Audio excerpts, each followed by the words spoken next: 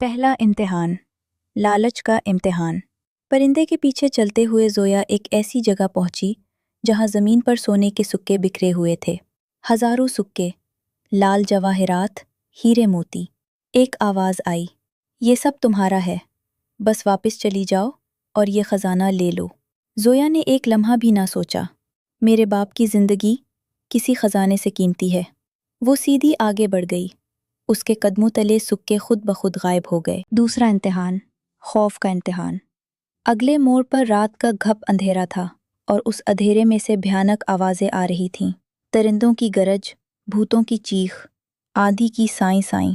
ज़ोया का दिल तेज़ी से धड़का, उसके हाथ कांपे, लेकिन उसने लालटेन मजबूती से थामी और आगे कदम बढ़ाया। जैसे ही वो अंधेरे में दाखिल हुई, अंधेरा पिघल गया, जैसे धूप में बर्फ़ पिघलती है। खौफ का अंधेरा सिर्फ हिम्मत के चिराग से ही ख़त्म होता है। तीसरा इम्तिहान, झूठ का इम्तिहान। तीसरे मोड़ पर एक चमकती दुम वाली लूमड़ी बैठी थी, जिसकी आंखें सुनहरी थीं। लूमड़ी ने सीधी आंखों में देखकर पूछा, शहज़ादी ज़ोया, इस सफ़र में आगे बढ़ने से पहले तुम्हें एक सवाल का जवाब देना होगा, और जवाब मुकम्मल सच होना चाहिए। क्या तुमने अपनी पूरी ज़िंदगी में कभी झूठ बोला है? ये सवाल सुनकर ज़ोया के अंदर एक लंबी खामोशी छा गई। वो चाहती तो कह सकती थी नहीं, आसान जवाब, झूठा जवाब, लेकिन उसके दिल में एक पुरानी याद उभरी। वो 8 साल की थी। उसकी माँ ने पूछा था, ज़ोया, क्या तुमने आज कुरान का सबक याद किया? और उसने कहा था, हाँ अम्मी, हालांकि वो बाग में तितलियां पकड़ती रही थी। उस झूठ का एहसास उसे आज भी होता था, मासूम सा झूठ, लेकिन झूठ बहरहाल। ज़ोया ने आहिस्ता मगर वाज़ेह आवाज़ में कहा, हाँ, मैंने एक बार अपनी माँ से झूठ बोला था, और उस दिन से लेकर आज तक वो झूठ मेरे दिल में कांटे की तरह चुभता है। मुझे उस बात का बहुत दुख है। लूमड़ी की आंखों में एक नरम चमक आई। वो उठी और बोली, जो अपने झूठ को पहचानता है, उसे मानता है और उससे सीखता है, वही असल में सच्चा इंसान है। बेखता होना सच्चाई नहीं, अपनी खताओं से वाकिफ़ होना सच्चाई है। आओ, मैं तुम्हें बुर्ज तक ले चलती हूँ। लोमड़ी के पीछे चलते चलते ज़ोया जंगल के बिल्कुल बीच में एक वसी मैदान में पहुंची, और वहाँ वो बुर्ज था। वो बुर्ज जिसका जिक्र पुरानी किताबों में था, जिसका नाम बुजुर्गों की ज़ुबानों पर था, जिस तक पहुंचने की हिम्मत किसी ने ना की थी। वो बुर्ज तमाम का तमाम शीशे से बना हुआ था। नहीं, शीशे से नहीं, बल्कि जमे हुए वक्त से। उसकी हर ईंट में एक लम्हा कैद था, कोई खुशी का लम्हा, कोई गम का। बुर्ज की दीवारें अंदर से रोशन थीं, जैसे उनके अंदर हज़ारों मोमबत्तियां जल रही हों।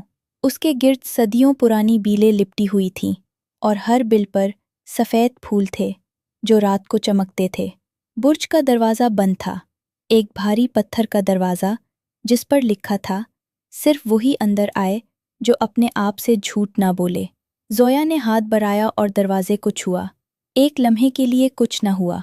फिर दरवाजे में से एक नर्म नीली रोशनी निकली, जैसे कोई शनाख्त हुई हो, जैसे बुर्ज ने पहचाना हो कि आने वाली सच्ची है। दरवाज़ा खुल गया। बुर्ज के अंदर की दुनिया बाहर से बिल्कुल मुख्तलिफ थी। यहाँ सीढ़ियाँ थीं, शीशे की सीढ़ियाँ, जिनमें से नीचे देखने पर सदियों पुरानी कहानियाँ नज़र आती थीं, जैसे कोई उल्टी किताब पढ़ रहा हो। दीवारों में छोटी छोटी खिड़कियाँ थीं, और हर खिड़की से एक मुख्तलिफ दुनिया नज़र आती थी। किसी में समंदर था, किसी में सहरा, किसी में पहाड़। शीशे के टुकड़े हवा में तैर रहे थे, जैसे टूटे हुए ख्वाबों के नक्श। उनमें से हर टुकड़े में एक तस्वीर थी, एक किसी बादशाह की, एक किसी बच्चे की, एक किसी पुरानी औरत की। सब ने जादू का सामना किया था, सब कुछ छोड़कर आए थे। ज़ोया ने सीढ़ियाँ चढ़ना शुरू किया। पहली मंजिल पर एक बूढ़ा दरख्त था, जो बुर्ज की दीवार से उगा था। दरख्त ने आंखें खोली और बोला, शहज़ादी, तुम थकी हुई हो, यहाँ आराम कर लो। कोई नहीं देखेगा अगर तुम वापस चली जाओ। ज़ोया ने जवाब दिया, मैं अपने बाप को देख रही हूँ, हर कदम में। और वो ऊपर चढ़ती रही।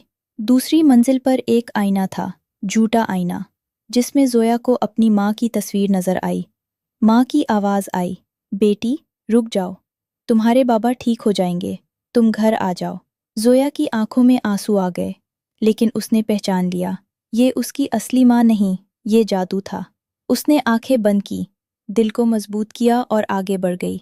तीसरी मंजिल पर खामोशी थी, मुकम्मल खामोशी। اور اس خاموشی کے درمیان سچ کا آئینہ.